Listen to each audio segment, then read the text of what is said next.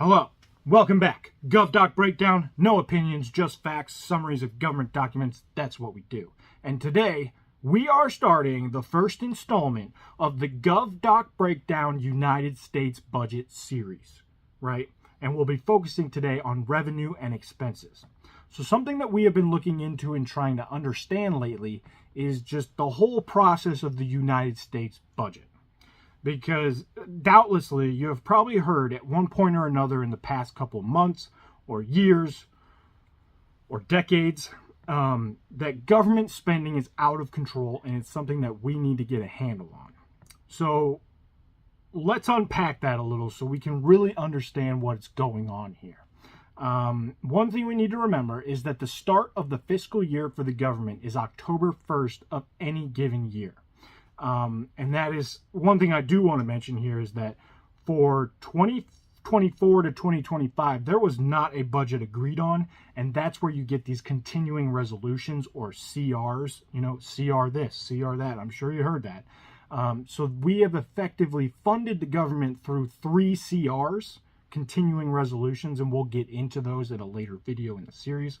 But just to give you a heads up of what's currently going on. We're in the 3rd CR of this fiscal year. So we are going to take 2023 to 2024 as the last complete fiscal year that we have data on and kind of use those numbers to visualize what we're talking about here. So 2023 to 2024, the U.S. government spent approximately $6.752 trillion, and that is their expenses.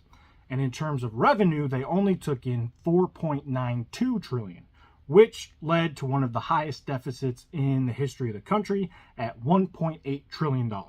So basically, the government overspent by $1.8 trillion. A hell of a credit card payment, I'll tell you that much.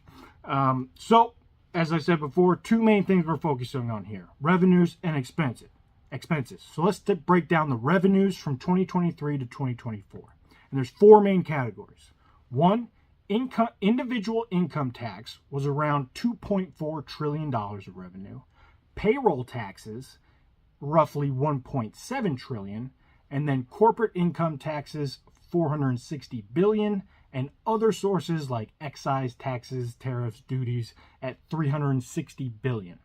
So I point that out to highlight that the vast majority, around 80%, 75 to 80%, of government revenue comes from individual income and payroll taxes.